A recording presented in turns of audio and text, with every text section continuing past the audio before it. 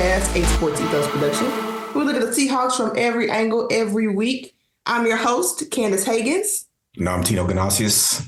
And we are back. It has been a minute since we ain't been able to provide some content for you guys. It's been a lot going on with the holidays, traveling, trying to get schedules together. So I'm glad to have Tino back on the show. Absolutely. And we got quite a bit of Seahawks to talk about because it's been so long. So we kind of want to catch you guys up just on really the state of the Seahawks and where we feel like the team is right now. So Tino, I'm itching to get your thoughts on sort of where the team is, projection-wise, just kind of what are your thoughts on what you've seen on film so far? So my first thought, if I'm looking forward, kind of where this team is and where it's headed, is the building blocks are there. Outside of long-term at quarterback, the building blocks are there. You've got 2 tackles on the offensive line. You've got guard talent, right? I'm going to continue to stump for Oluwatimi as the starting center, but you've got a very good offensive line. I would say currently slightly above average from what I see, but could be better. You've got obvious talent at wide receiver. You've got talent at running back. You've got depth at both positions. On defense, you have your cornerstones, right? You need corners and you need edge players. We obviously have probably the best corner tandem in football. Boye Mafe has been a breakout star, right? He'll probably end up with 11 sacks or so. He's been dominant. And he's been dominant without Nwosu. Right. If you re-sign Leonard Williams, you've got a pretty talented, starting of a line, right? You've got those corners. Yep. You've got linebacker. I think linebacker or philosophy at linebacker needs to get addressed a little bit moving forward. But you've got the building blocks. But there's one big building block that I didn't say, right? That's not there. And that's at quarterback. Yeah. And as much as I love Geno Smith, if your goal is to win a Super Bowl, right, and your goal is to win a Super Bowl within the next couple of years, given Pete Carroll's age, given, not having to hand out these huge extensions or these huge contracts to your young players yet, this is your window.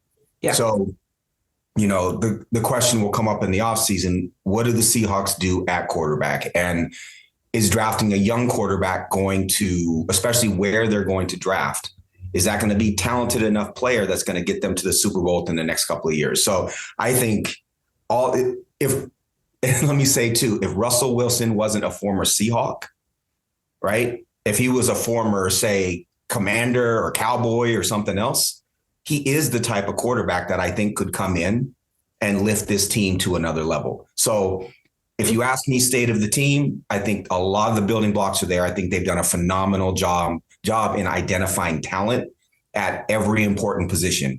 But there's something missing, right? The quarterback position is something, and there's a lack of cohesiveness on defense that I think shows up at times that needs to change. The other thing I'll say is I said this when we first started talking earlier this season. What is the identity of this offense? Yeah. What does this offense do, right? We see more screens. That's great. We know DK is going over 1,000 yards tomorrow. That's great. But what is the identity? Are you a run-heavy team? Are you a play-action team? I still don't really know, even though the talent is there. So I think on both sides of the ball, I want to see more definition next year. I want to know this is what we do. We play man. We're going to lock you up. We're going to let our edges get to work. And we're going to come after you, right? Whatever it is that they decide, they need to really define it, because these championship teams, they know what they do. When you say Niners, they run the ball. They run the ball. They take care of the ball. They've got a nasty defense, right? When you say the Ravens, you know what the Ravens do. Even though they tweak their offense, it's still all about Lamar, right? So the Seahawks don't have that. So that's me. I think the pieces are there. As much as I love Pete, he needs to change. He has to figure out kind of, who are we going to be and make that vision happen next year. This year, I think I'm done with this year. I know they might make the playoffs. I think Geno Smith can get hot. I think DK Metcalf is a dominant player, but they're not going anywhere if they do, right? They're not going anywhere. So you almost, if you're planning for next year, you almost want them to take the L, get the higher draft pick and keep it pushing. Yeah. What do you think? Yeah, I'm on the same page with you on a lot of that, especially about this season. To me, it's really hard to get excited about this season. If they make it, in my opinion, they are food Right. to any team that they're going to face because they just don't have enough. I think continuity and cohesiveness is a good word for it on both sides of the ball. I gave them some time to get that identity together. I think the defense does have an identity, though. I just don't think it's a good one. I think it's a zone, like you said, it's prevent defense. They've thrown in some man on certain occasions, but it's really sparing. They're not going to blitz too much. They're going to just play it straight up. They're not going to do too much disguising and just play the scheme as it's made to be. But teams just eat that up. I mean, that is their identity. They're consistent with that. They're just consistently bad with it. Like that's really the problem that I think I face and deal with this team. And it's really led me to the opinion that, I said this coming into the season. For me, this was a make or break year, for my opinion, on Pete Carroll. I've stood by him because he offers a lot of positive qualities that are particularly unique in the league. And I know there are some things that if Pete is gone, you're not going to be able to get back. I don't think that they get as many free agents, to be honest, as they do now because people want to play for a player's coach like Pete Carroll. I think that helps them. I think you lose some edge in some ways. But I also just don't think that Pete Carroll's going to be the coach to take this team to win a Super Bowl. I haven't seen enough change. He's knocked on the door of change to say he'll adapt some things, and he has. I'm not changed anything. It's not the same old 3-4, 4-3. They're really playing a combination of both. It's really weird what kind of defensive fronts they're playing right now. They're playing 4 linemen, but they're still using 3-4 principles. With the back end is also 4-3 principles. And I think that's part of the problem. Pete's trying to change, but he's still trying to hold on to certain principles and philosophies and things he believes that are outdated. And what that does is expose more holes in a defense that's not committed to either scheme. It's not fully 3-4. It's not fully 4-3. It's taking concepts from both and mixing them together, but it leaves your weaknesses that much more exposed because you're on the fence defensively, personnel-wise, and actually not even personnel-wise. They got this personnel to say, we're going to play man more. We're going to do 3-4 principles.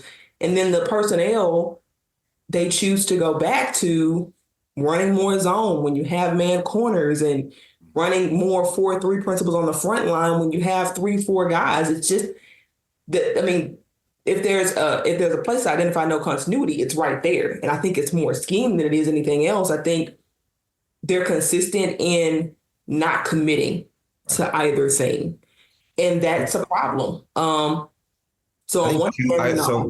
If I can say, to piggyback on what you said, the 2 things came to mind when you made your points. I agree with everything you said. I think, unfortunately, the coaches like Sean McVay, the coaches like Kyle Shanahan, right? The ones from that school, that Mike McDaniel, they can eat up this type of defense. They've learned how, as a group, they have learned how to pick apart a predictable defense, right? And so I think part of the shift back and forth and trying to be multiple is to not be predictable, but you're still playing the same soft zone no matter how you line up. And that, to me, is the problem, right? So you go against McVay, and McVay can have 80% of the talent as Pete Carroll, but win because his offensive scheme eats up Seattle's defensive scheme, even though the players are inferior. The other thing is the linebacker position. I know that it's not as important as it used to be. I understand that you only play 2 linebackers these days for the most part, and essentially 5 linemen, right? If you're going 3 or 3-4, it's essentially 5-2. But what is interesting to me is if you look around at the great linebackers in football now, it's the Fred Warner types, right? It's 6'3", 6'4", longer, leaner, rangy. Tremaine Edmonds is another one, right? Who's in Chicago now, but was with Buffalo. It's the long arms, kind of pterodactyl almost. They can move all over the field and they can cover. So Fred Warner, when you're playing zone, can drop and almost get back like the old school cover 2, all the way back between the safeties if he has to, because he's got that kind of range. You put a 6 foot or 6'1", Bobby Wagner, who's 255, 260 pounds, right? Old school thumper linebacker type. Yep. And Jordan Brooks, who's barely 6 feet, if he is. Yeah. And those kinds of linebackers get eaten up in coverage. And we talked about this before. And I know for me, it's a dead horse. But that's a big hole in this defense. Philosophically, they need to find bigger linebackers, rangier middle linebackers, because that's where the NFL is now. Otherwise, you get eaten up in the middle all day long. Correct. And it goes back to that personnel that I was talking about. It's that if you are going to run zone, then you need linebackers who can cover. You can't, the principle of zone is to have everybody be able to cover a literal zone. And if you got two players on the field at any given time who can't cover two zones properly and effectively, that in and of itself is going to leave a huge gaping hole in your defense, which it oftentimes does. We've seen that. We've seen teams just be able to drive down the field. So you get these long-winding drives where these teams are really death by 1,000 cuts on defense. It's really what it's become. They're allowed to extend plays and take up time of possession, which has been an ongoing problem with Pete Carroll teams, is not being able to control time of possession. Even in the games they win sometimes, they didn't have the time of possession. So I just think that there's a need for a change in order to really hit their ceiling. It's not an indictment on Pete as a coach in general. I love a lot of the qualities that he brings. So it's not easy for me to say, that this team should move on from him. But you've changed the personnel 4 or 5 times over. You've changed the scheme now over, at least the two main options that they are in defense. You've changed that over, and you still can't make it work. I just don't see how we can continue to justify a defensive-minded coach who has not provided an at least average defense in 6 years. All the teams are bottom 5, bottom 10 every year. Mm-hmm. And I just think that can only be acceptable for so long, no matter your good qualities. You're a defensive guy. You have to own your side of the ball as a head coach. There really aren't any other examples we can point to in the NFL right now that actively have jobs. Even the Patriots, for as bad as that team is, they have a great defense. There's been some Steelers teams that have looked really bad offensively, but guess what? Their defense is their strong suit. And I know we've used the excuse in Seahawks world and nation of, hey, the offense can't get on the field, so the offense can't sustain drives, so the defense is on the field longer. And I myself have subscribed to that theory as well. But if you look around, the Jets are in the same position, but they still have a top 5 defense. Right. The Steelers are in the same position, but they still have a top 5, top 10 defense. Right. And you see these other teams who are able to do it despite, yes, being on the field for extended times and extended periods. They're still able to get off the field on third down somehow, because that's really what it comes down to. If you can get off the field on third down, it doesn't matter. You can still be an elite defense. If you look at, so I have the depth chart pulled up right now, and if I look at the Seahawks defense man for man, right, mm-hmm. I don't see maybe 2 below average to below average players. Right. I see a ton of talent, right? Yes. Draymond Jones in that 5 technique role they signed him to a big contract for a reason. Jaron Reed has played like a Pro Bowler this season. Yeah. Leonard Williams is an above average talent. Boye Mafe has been a very sturdy, very good edge. We just talked about him. Yep. Bobby Wagner, depending on what metrics you look at, he's still a Hall of Famer. He gets the defense in order. I like him being there despite his size. Yes.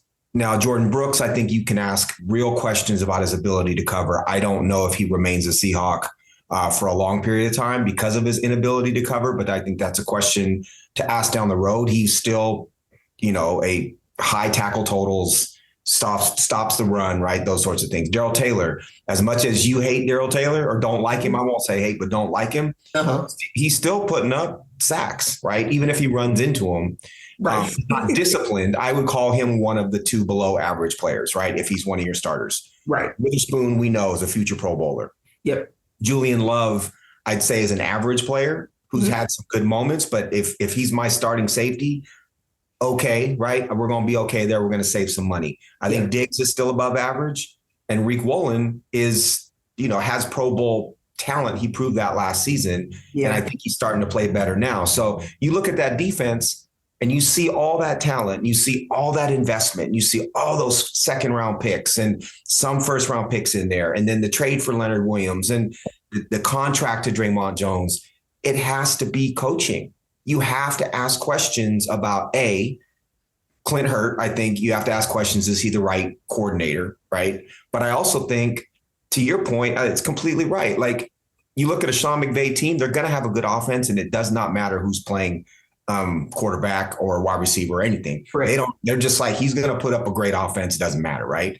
Shanahan, very similar, right? Yeah. You're talking about in-division coaches. What they have going on in Arizona eventually I think is going to look real good, right? Because Kyler has shown flashes. They're really just restarting a rebuild. Like, they really have to. They rightfully don't have the talent. Understand? But the coach is good, right? You got a good coach and you got a good quarterback to start. So I guess my point about this defense is, if there was no talent, you could say, okay, John Schneider didn't bring in the right guys, right? And we don't know that Pete Carroll's lost a step defensively because he doesn't have the talent to do it. We've said that the last couple of years. Yes. That's not the case anymore. That is not the case anymore. With this defense, those names that I just read, there's a ton of talent there. Even behind Darrell Taylor. If you don't like Darrell Taylor, you got, Nwosu got hurt, but you got Derek Hall, who was a second round pick. The fact that he hasn't developed to the point where they're comfortable with him on the field is not necessarily an indictment of Derek Hall. It's also an indictment of the coaching. Right? Yeah, it is. Because great coaches will take that kind of physical talent and make something of them. So I think you're right. And let me ask you this. How many years do you think realistically Pete Carroll will stick around? I think he'll stay at least through the contract, unfortunately, as much as I really think that this team needs to make the change, unless they sell the team. Now, if they sell the team before the contract is out, then automatically Pete's going to go. But I don't think that the Allen family or Jody Allen is going to be the person to say, Pete, you've got to go, because he does a good enough job at having the team be mediocre. Right. Honestly, like he can put together at least a mediocre team. He's never going to put together a bad team, which, like I said, he's not a bad coach, but I just don't think that in the modern NFL, given all the changes that are being made, I don't think he can coach a defense anymore. And it's not an indictment on him as much as it is they've changed the rules of the game. Right. There's so many things that go against you on defense, and there are so many things that just give the offense an advantage, and you have to be able to change with those times. I don't think he's been able to do that. And one of the things that signaled that is the fact that the Seahawks, are they still number one in penalties in the NFL? At one point they were. I think they're close if they're not. They're top three if they're not. Something has changed, but they're one of the most penalized teams in the league. At the time of the Cowboys matchup, it was Seahawks and Cowboys 1-2. And I don't imagine that that's changed that much over the past couple of games. So that's an indictment in and of itself of you not being able to coach to the modern rules of the NFL. I think Clint Hurt was asked in an interview about, how he's dealing with some of the changes. And I think he tells them now he's training them to sack the ball, not the quarterback, which I think can lead to some problematic errors that we see sometimes on the field. Yeah. And I just don't think we need someone who can shift with that. And yes, that will come at a price. Pete brought a lot to the table. I'm not going to say that this team won't miss him, because there will be times and moments where you miss a Pete Carroll type of coach, but they just have no chance, I think, of being more than playoff food with him. Well, and there's, you look at like the championship team, right? And the two Super Bowl, or the Super Bowl team, you had such immense talent that people would always say, like, was it that you had Richard Sherman and Cam Chancellor and all these talented players, and how much of it is Pete Carroll and how much of it was the talent? And I would always say, well, I think it's both, right? Yeah. But you have to start to ask yourself, did he require that kind of same thing at USC? How much talent he was able to acquire and recruit such great talent, that the scheme might not be the right scheme. The talent just could overcome, some of the holes in the scheme. And at this point, you look at Carroll, you look at Belichick, even a Mike Tomlin, right, who's young, but is such a tenured coach. And you look at those guys and you wonder how much of the game has passed them, right? Their offensive coordinator in Pittsburgh gets fired this season because the scheme was wrong. Yeah. And if your scheme's not wrong and you're not, the other side of that spectrum is Miami, where Mike McDonald, that's the D coordinator for Baltimore. Mike McDaniel is just killing it, right? And he's got all these fun, fakes, and he started that little motion starting from the slot going outside, and he's got Tyreek open and Waddle open, and that's Seahawks don't the defense. You can do that defensively. You can be innovative, and there just is no innovation at this point. His contract runs through Pete Carroll's contract runs through 25, and I'm guessing that they give him those 2 years. My question for you is, if we're in agreement that we don't have a Super Bowl winning quarterback currently on the roster, what would you do, if you are an owner or if you're John Schneider and you expect to stay with the organization potentially? What do you do at quarterback in these next 2 years? Do you bring in a veteran and invest in a veteran to try to win the Super Bowl in these next 2 years with Pete Carroll?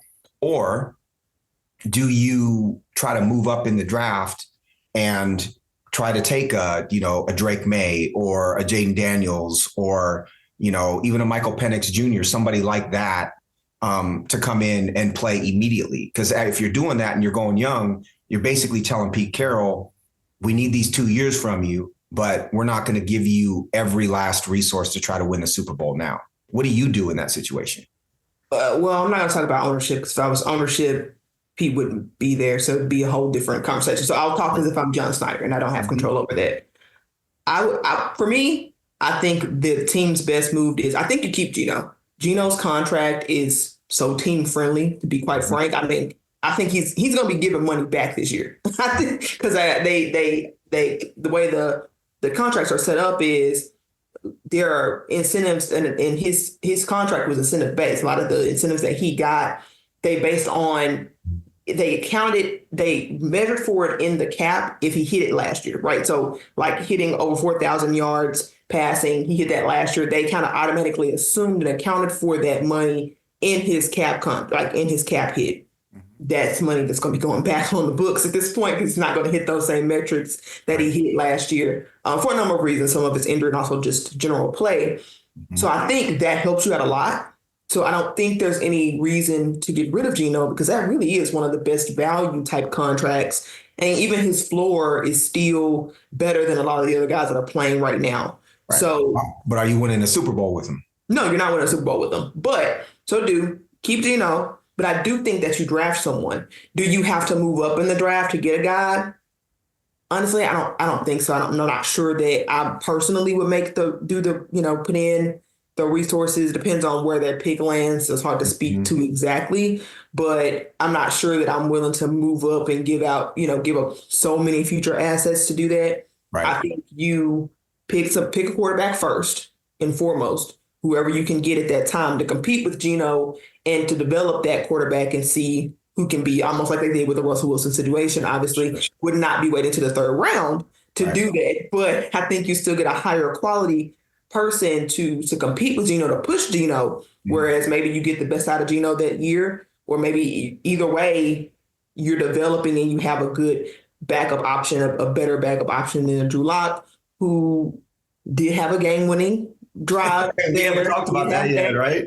He did have that, but I'm not sure that pushes Geno. It doesn't push Geno, because Geno was the starter right back as soon as he got healthy. It doesn't push him in terms of really having to compete for that starting spot. Right. So that's what I would do, because I'm not sure. I think you continue to do what they've been doing. You look for opportunities to make your team better without overextending your future. That's pretty much the land that they have to live in, because if you don't believe, and in my case, you don't believe that the coach can get you to a Super Bowl anyway, right? You're really just trying to be competitive, give your players, you don't want to decentivize your players, right? You want the players to feel like we're trying to win. So you have to do something to enhance the roster. I don't think you can intentionally tank. I don't think that's the right answer anyway. To intentionally tank, sometimes that backfires. And you build a losing culture. So I think you're right. I agree. I agree with, where they're going to pick. If they sit tight, likely 3 of the top 4 picks are going to be Caleb Williams, Drake May, and Jaden Daniels, right? Those are probably 3 of your top 4 picks with Marvin Harrison Jr. somewhere in there. Mm-hmm. But where the Seahawks pick, which is probably somewhere between 10 and 20, right? Mm-hmm. You're looking at J.J. McCarthy from Michigan. Yeah. You're looking at Michael Penix Jr. from Washington. You're looking at Bo Nix from Oregon. Those are and McCarthy and Nix particularly have that type of mobility that I think Pete Carroll likes to a certain extent, right? The ability to bootleg and some of the other stuff. Penix can do it too, but Penix is really just a rocket arm. But the thing about Penix is he's older, right? I think he's a 6th-year senior. He's 24. He's got injury concerns, but an older, more mature player like him might be able to come in right away and play well. But I agree. I think they're stuck in the middle. That's the thing with mediocrity, though, right? Is you're stuck in the middle. You're not picking high enough to find a superstar, at least easily, and you're not competing enough to win a Super Bowl. And at this point in time, I don't think Pete Carroll, I think it should be Super Bowl or bust. If you're going to keep Pete Carroll as your coach, you got to go try to win a Super Bowl. I just don't know that there is, to your point, an upgrade at quarterback out there that's not going to cost you a ton.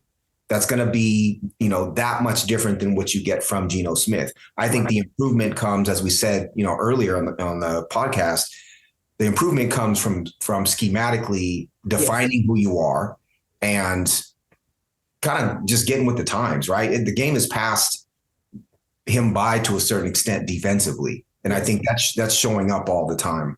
You want to talk Steelers a little bit? Talk about the matchup? Yeah, sure. Do we have an update on Kenny Pickett right now? Is he playing? As far as what I saw, it's no. I think they're going to stick with Rudolph because of how well have the big plays that he helped create in the previous game against the Bengals. Yeah. So what I saw was Rudolph will probably play and Pickett will be, I think, available and present, but I think they're going to give another start to Mason Rudolph. Kind of like how they did with Drew Lock and Geno. Mm-hmm. If you can get the ball into George Pickens' hands, their wide receiver, man, that dude was money last game, and he's over 1,000 yards. I looked it up before the pod, and I was shocked to see that he's over 1,000 yards already. I think on 50 catches. That's insane. And I was personally devastated by his performance because timing wise, it was such a busy week. I didn't get to move him up from the bench. And man, sat there on my bench and lost that fan. Yeah, it was such a hard week. That's rough. It was rough. It was just a timing thing. I would have moved him, but I think he was sick or something, or out, or just something. He wasn't playing the week before, and so I just had him on the bench just because. And I would have moved him up because I didn't have anybody just that much better than him on my league. That's brutal. That was tough. So we haven't talked since then. What do you think about the Jamal Adams stuff, and how does Julian Love starting in this game for you change? Does it change anything? Is it a positive? What's your take on the whole Jamal Adams situation? Oh, it's interesting for me because I've sort of been a Jamal Adams apologist, if you will, for the most part. But I do think that the injury had some impact on his game. And it's one of those things where maybe with another year under him to fully have a real offseason and not be rehabbing. It was a really tough injury to come back from. I mean, some people literally don't come back at all from that injury. So, but here's the bottom line, though. He's not worth the cost at this point. As much as I think that some of his spice and character and energy and all of that has some positive, it also has some blowback. And I also think that, right now he doesn't do anything in the elite level at this point. I think he can get back there again, but is it worth paying, what is it, $18 million on a safety who he was giving you maybe a $4 million play right now, production, and you could just, it's possible that he goes back to being that elite guy who might be worth that money. But it's such a big risk at this point because you can also, I mean, he can just easily get injured again next season. Right. And so I do think, and it's unfortunate that they restructured his contract because I think it makes that cap hit even bigger, I believe, than what it was before. Yeah, it's 3. I have Sport Track open here. So his cap hit this year is 11.5. His cap hit next year, if they keep him, is 27, almost 27 million, and then it's almost 28 as a cap hit in 25. So you're talking about it was 18, but they restructured it. So big numbers, right? And so it says that there's a potential out in after 23. So in 24, there's a potential out, and I don't know if that's a player option or a team. Let's see. I think it's a guarantee thing. Maybe he doesn't get as much guarantees, but that's still a huge. Whatever it is, at this point, you kind of got to get out. You got to get out of that, right? Like, yeah, it's not worth it, and especially because it's not just him. You're paying him, and you're paying Quandre Diggs, and it's not like the safeties have particularly had a shining year this year. It's not like in the Legion of Boom days, it was the safeties that sort of was a big part of Earl Thomas was huge. His role was massive, and you felt his impact game after game. And it's not that way with Quandre Diggs, and it's not that way with Jamal Adams. And it's not like they're doing a poor job. I don't think that they're doing a poor job, but you're not paying for not poor.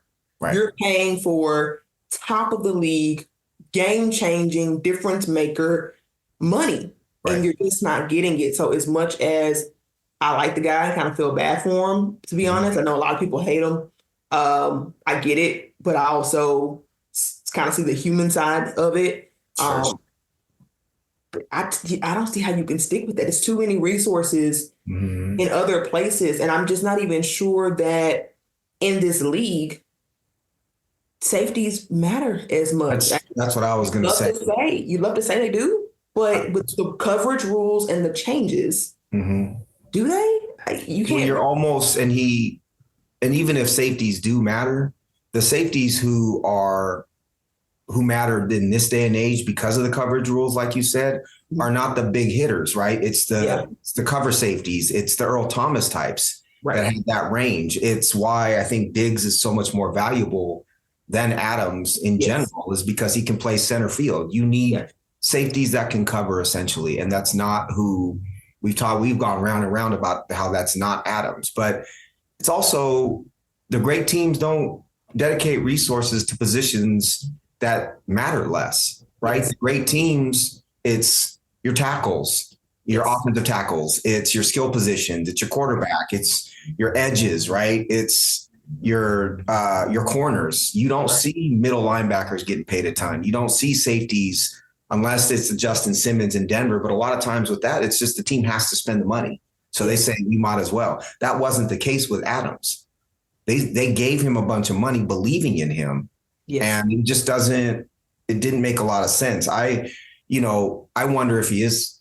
I bet you he's 90% healthy, and the Seahawks coaches or front office realize that they're just a better defense without him on the field. I think they've come to that realization. Publicly, they will continue to stand by him, but I think they understand that at minimum, Julian Love is faster and has more range, and that in and of itself is worth more than the one or two splash plays that Jamal Adams might provide per game because he's getting burnt on some of the other plays. And let me say this. Julian Love had a terrible first half of the season. So I don't want to underestimate. I think that gets lost because he's done well as of late. He can play just as poorly, to be honest. I don't think that there's any surefire guarantee that Julian Love will be dramatically better than Jamal Adams, to be honest with you. I really don't. But the contract difference is so massive that you have to go with Love because he's much more cost friendly. You can do many more things to make the defense around Julian Love better with the money that they're paying to Adams. Right. So I think that's really the difference. And, I did get the chance to mention this when we were talking about it before with Pete Carroll. I think you brought up the question about the talent that he had with the Legion of Boom and just how how much of it was the talent. Mm-hmm. Another thing I bring up is just that to your point about the defense passing them by, I'm not sure the Legion of Boom could be the Legion of Boom with today's NFL rules. I just don't think they could be. I think they'd be a decent defense maybe, but with all the penalties that they would accumulate and that people would get first downs based on that, it would completely have changed the dynamic. And I think that's what Pete's struggling with. I really think he doesn't know how to coach around these rules. Right. I think you're right. And because if you think about Sherman or you think about Reek or some of the other big corners, a lot of the defense is predicated on walking that line of what's a penalty and what's not. Yes. It's getting your hands on the receiver. You see the Seahawks testing early in the games, testing the ref. Let me see what I can get away with. Right. And even Witherspoon, because he's physical, same sort of thing, right? You're not talking about Deion Sanders, who can run with you step for step and shadow you the whole time without touching you, and you still can't get open, right? That's not what Pete Carroll coaches, and that's not what this team is. And so as the rules change, you have to change too. We see that in basketball too, right? You can't defend the way that you used to be able to defend. There is no hand checking in basketball. Same thing in football. And I think you're spot on with that point, that Legion of Boom may not have been, Cam Chancellor couldn't hit the way that he did. He'd get thrown at all. He'd be suspended. Right? And exactly. Even Earl Thomas has some big hits. Him too. It'd be the same thing. So it is. I think the game has. Here's the thing with Pete, though. I think the game has passed him by, and I think he is stubborn. But I also think he's so just smart. He's such a smart dude in general. He's so intelligent that I keep going back to I want to trust that he's intelligent enough to figure out how to change, right? But it comes in conflict with that stubbornness. And so, because I admire the guy, right? I admire the stuff about competition. I admire how he treats his players. Yep. I admire the fact that he used to take chances on players that had rough pasts. Absolutely. And he believed in them, and he believed in his ability to take care of them and nurture them. And that's cool stuff to me, right? I love that stuff. And I think he's smart enough to understand that the game's passed him by, but he's too loyal to bring in voices from the outside who can actually teach and show how to do that, right? A lot like Clint Hurt is internal. Shane Waldron he brought in, but that's offense. And so he's like, cool, you take the offense and go. Which is a change. Yes. Which is a change for Pete. I will give him credit. That was an issue. That was an issue. Him having his hands in the offense too much was a problem. It's not like Pete Carroll hasn't changed. It's just not enough. Right. He has changed. So here's the funny part. If we get back to the game, Seahawks are 8-7. We know they need to win these last two against Pittsburgh and against Arizona, right? Yes. Pittsburgh's offense can kind of run the ball. Najee Harris is a little plodding at this point. He's not a big threat. Jaylen Warren is a bigger threat at running back, but is not an elite running back. They've got their third string quarterback in there who's played okay. They've got talent on the outside with Deontay Johnson and George Pickens. But this team has been basically what the Seahawks have always wanted to be, which is try to run the ball over and over again and then take deep shots. Yep. Seahawks defense, as we know, plays a ton of zone, tries to keep the ball in front of you, forces you to try to sustain drives, which Pittsburgh can't do right now. Mm-hmm. So what I think is going to happen, I think the Seahawks are going to come out and look great. And they're going to fool everybody because they're going to come out and play well. We're going to see the Seahawks really kind of, I think, cruise to a victory tomorrow. I know the Steelers are a decent team. I think, you put those teams head to head and they're pretty close. I think the Seahawks win this. I think they destroy Mason Rudolph. I think the Steelers can't run the ball, aren't going to be able to run the ball as well as they want to. And they're not going to get those deep shots because the Seahawks are going to play this conservative defense, right? So what I'm saying is Steelers offense plays into the hands of what Pete Carroll likes to do. Yes. And so they're going to feel like, okay, we're good, right? But we all know that's not a Super Bowl winning formula, right? That's not a formula to go deep into the playoffs. So it's just interesting that it lines up the way that it does, that they get this team where the matchup I think is favorable from a defensive standpoint. What do you think? I think it's going to be a weird game. I think they win. Mm-hmm. I agree with you, but I think they barely win by the skin of Because Lots way. what you didn't mention is the Steelers defense. Mm-hmm. And I'm a little nervous because the offense has been inconsistent this year, to say the least. I mean, that's a kind word to Right. describe this offense. They're not incapable of explosive plays, but they just come at random, almost without. It almost seems like they come without true intention, like they accidentally happen sometimes. It's really strange, and I think it may come down to a field goal, perhaps. I just think that the pass rush is really what I'm worried about. As much as we talked about the offensive line and the promise that they show, I do still think we're in the promise stage. I think the tackles have some things to prove. Charles Cross, in particular, I think he's not been bad, but Mm-hmm. he's got a lot of room to grow. That's for sure, especially against elite talent like a TJ Watt. So, they're going to have their hands full in terms of pass pro. Sure. And I think they're going to see some 3-and-outs. Whereas I think you're right on the defense, but I think that you're right. The defense should be able to do a pretty good job of holding off. The Steelers, maybe they get some field goals, maybe. Right. I don't think they'll get too many touchdowns for sure, if any. Well, but I think the Seahawks will struggle just as much. Right. Not for lack of weapons, but just for it just depends on. I think the O-line will carry the day. Mm-hmm. They have to. It will be up to the O-line to protect Geno because if we know Geno goes with the O-line. Right. Right. And we know he's had another week to heal up. That helps. I still don't really feel like he was himself in that Titans game. I think you could see some rust and you could see some just, is he still right type of throws? He will look better in that regard. But they've got to keep them clean. Because if they don't keep them clean, then we get a shaky Geno performance. Right. And you don't really get to take advantage of those weapons that they have. You look at that Steelers defense, though, and you got Cole Holcomb and Quan Alexander, two starting inside linebackers on the IR. A Landon Roberts, who came over, I believe, from New England and was playing middle linebacker, is out for the game. Okay. You got, but the big one is Minkah Fitzpatrick is out. Yeah. So the quarterback of your defense, the quarterback of your secondary, and probably a top 5 safety in football is out. So that leaves you on defense for them. That basically it's TJ Watt and Alex Highsmith, their edges, or bust. There's nothing else there. Roy Porter Jr. has played really well on the corner, but he's still a rookie, and he's going to be probably going up against DK. Yeah. And no matter how big and strong Joey Porter Jr. is as a corner, nobody's as big and strong as DK Metcalf is. So when I look at their defense, they're physical, right? They play a very physical brand of defense. And TJ Watt, Cam Hayward, Alex Highsmith, those are good players. So if the tackles, I think you're right. If the tackles can hold up, I think the Seahawks can put up some points. Yeah. I also think they're going to be able to run the ball a bit better than they have because the defense is, while they're stout, they're missing pieces.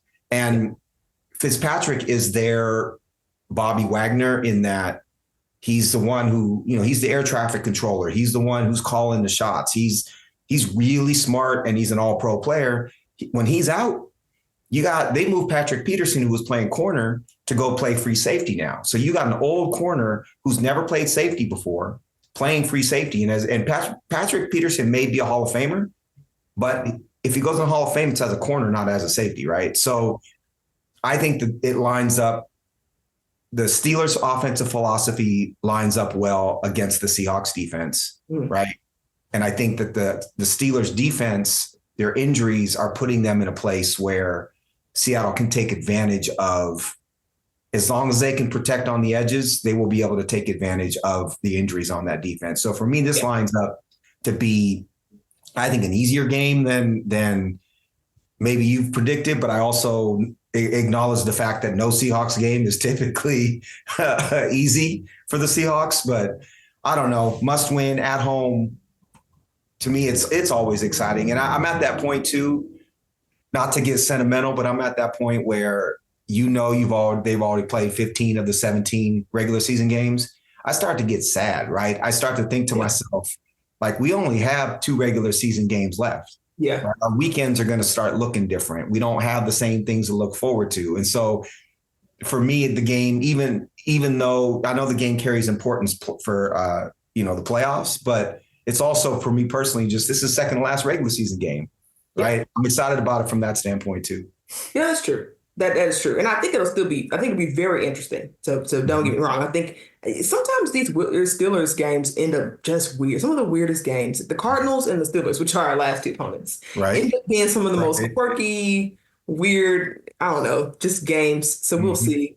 I think that is a good point, though, about was not aware of the injury report in terms of the middle linebacker. So that does allow for some run game if Shane Waldron will lean into it. He has had the tendency to sometimes go away from the run game for inexplicable reasons when it's successful. But if they really do lean into that, I think that's a good strategy to win because it does take some of the pressure off of Geno.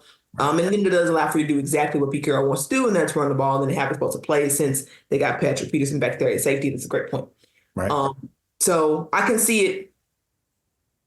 I still think it'd be weird to see all prediction. You got a score prediction? I'm gonna go. Well, you go first. I'm gonna change my. I'll add a little bit more offense because I wasn't aware of some of the injuries that the Steelers had. So, I think 31. I'm going 31. You still 31, man. Yeah, 31-17 Seahawks. Has there been a week where you have not predicted 31 points for the Seahawks? Hey, it's a Seahawks offense playing well. They're not putting up 45. They're not the Dolphins, but I do think they score 4 touchdowns. I think you get a couple touchdowns from Geno. I think you get a couple of touchdowns from the running game. And, you got to throw a little field goal in there. And I do think the Steelers will score. I think Seahawks might give up 1 or 2 big plays. I just don't think they're going to be able to sustain drives enough to be able to keep up. Sorry about that. But I think I'm going to go 24-point Seahawks. I did think it would come down to a field goal, but the defense, not having the defense be as strong as I thought that they would be. Mm-hmm. I'll go 24-17. I think they'll still get some points just because, if nothing else, penalties will keep drives alive. I've learned in terms of Seahawks defense, that will just get a penalty on some random call and keep a drive that should have been dead going, and they get points off of that. Right. I can see a world where that happens pretty easily. So maybe it goes a little bit better than I thought. It doesn't quite end up being a nail biter. But for whatever reason, I feel like the offense might just get started slow. Mm-hmm. And that may just be maybe they feel their way out, just trying to see what works against the team. Maybe that's a Geno thing, because it seems like Geno has tended to start slow as not just this past game, but just in general. They seem to, they'll have a great opening drive and then be super slow. Right. After that, there's like these long second quarter, third quarter, no points at all, and then in the fourth quarter, like they blow up. I can see it kind of being one of those types of games for whatever reason, and we'll ultimately see what happens. But you're right, we are winding down. Where football won't even be a thing anymore. But despite the fact that I don't think that it's in the best interest long-term for the team to win these games, it's hard for me to root against the Seahawks. I can't pick them not winning, especially against these opponents. You know what I mean? Like, of course, you got to just kind of go with that. Mm-hmm. Do you think they get into the playoffs? Do you think they make it? I do. I think they make the playoffs. I think they probably, at most, they win 1 game. But yeah, I think they win this week, obviously. And Arizona is not an easy out ever, but I think especially, they've got nothing to lose. They're going to come out and just let it all hang out against the Seahawks. And that's always a dangerous team. Yeah, that's their motivation. Yeah, it's always dangerous to play a team that has that mindset. Yeah. And it's also in Arizona, which is, you prefer them to play at home. Yeah. But I think the Seahawks are just a superior team, and they have something to play for. So, yeah, I think they make the playoffs. I think they probably lose in the wild card round, which is almost the worst case scenario, because then your draft pick is lower. You're not going nowhere, that sort of thing. But that's what I see happening. It would not surprise me either, though. I say that. It would not surprise me if they lost both of these games, just because of the inconsistency of this team, right? The inconsistency, even a Charles Cross, who I love and I think has potential All-Pro, is a potential All-Pro. we've seen him give up some sacks, right? We've seen him not be able to protect at times this year. And so even the players who I felt like coming into the season where we could count on, we haven't been able to count on. Right. And so that to me says, while the talent is better these next two games, it's a talent on the Seahawks side. I don't know that I can't guarantee that they'll win both games. Yeah, but I do think that's what split. I'm rooting for them to win both, and I think more than likely they win both. But I agree. I don't see a world where they lose both games. I don't see them going 0-2 to end the year, but I can see them letting one of these Steelers Cardinals games go right. Because they are weird opponents. I mean, they play both of these teams weirdly. Like this is a matchup thing. Always. And, it's like you said, there's just no surefire scenario. We've just never seen this team be able to put it together for all four quarters. I don't think we've seen one side of the ball put together a consistent 4-quarter game before, which is probably I can think of. It's just there's ups and downs even throughout the games that leave a lot of question marks. And ultimately, I agree with you. Like, you kind of just rather see them get the slightly higher draft pick. Right. And, just kind of, because they get in, I'm with you, they're not doing anything. I don't think they have them to win one game, to be honest. I just don't think, looking at the rest of the NFC opponents, I don't think they have it. I don't think they have it unless it's the Lions, because, can cut up in domes. But since we've talked, by the way, I don't think we've talked about my theory, and that is that Geno plays superior ball in domes. His best games, if you think about it, the Lions game, like when he's in Detroit, the New Orleans game, when he's in that dome, like his best games are dome games, 100%. Even his comeback win against the Cowboys, and wasn't that like indoors or whatever? Like he played well. He balled out in that Cowboys. Right. It just was a defense couldn't get enough stops to make that work. But I think Geno's a dome guy. Why would that be? I wonder. So what? Like, what is it about his game, or what is it about him that makes him more comfortable in the dome? I wonder. I think it's a weather thing. He tends to play better in better weather. So the colder it gets, typically, like his play regressed even last season. And as the colder seasons came in, I don't think he plays as well. He doesn't play good games in the rain at all. Some of his worst games are rain games. If you go back and look, I think he's a weather guy. I really do. I think he can cut up earlier when it's warm. I don't know why that's the case, but he seems to struggle when it gets cold a little bit. He's a little bit more inconsistent in general and a little less accurate. Not a huge drop off, but it's a noticeable drop off, and I think it's consistent enough across two seasons where you can say it's legitimately a pattern. Yeah, I think that's a thing. I really do. So you're right about the game. To go to Detroit in the playoffs. we might be okay. That'd be the one matchup that I think they actually could win. And you're right though. Last year against Detroit, he went for 320 yards and 2 touchdowns. Last year in New Orleans, he went for 268 and 3. And that was a couple of dropped. I think there was at least one DK drop that should have been a touchdown in that one that everybody kept saying he should have had one more touchdown. Yeah, in LA against the Rams, 367 and 3 touchdowns. And, if I'm looking at the cold weather game, were there any cold weather games last year? Did he play the Kansas City game? Well, that was free. I mean, that was unusual cold, though. That was 215, a touchdown and an interception. I don't know. I think there's something to it. There's something to it. I want to dig into these numbers a little more, but there's something to it there. I've been paying attention for a minute. I've had the theory blossoming for some time. But 2 seasons in, I think that's the thing. And so, well, he didn't play well in Cincinnati this year either, and it was cold that game on the 15th of October. He threw for 326, but with 2 picks and no touchdowns. And then against the Giants, he didn't have to play well because they blew him out, but it was still in New York Monday night, 110 yards and 1 touchdown. Okay, I see you. Yep. See you with the weather theories. I really think it's legit. I've sort of, because I had the theory midway through last season. And so I looked up his games that he played in the rain, and they were bad. They were his worst. They were some of his worst games. And then some of the games, the earlier games in the year, he started off as hot as he did. I think he's a weather guy. Mm-hmm. He's a weather guy, which is a challenge in Seattle since it rains so much. But for sure, so far he's gotten. There haven't been too many rainy games for whatever reasons on Sundays. So, we'll see. But anyway, that's my theory. We'll continue to monitor that. But I love it. If there's one playoff matchup I'll bet on that the Seahawks could win, it would be that one for whatever reason. Well, for that reason, actually, specifically. All right.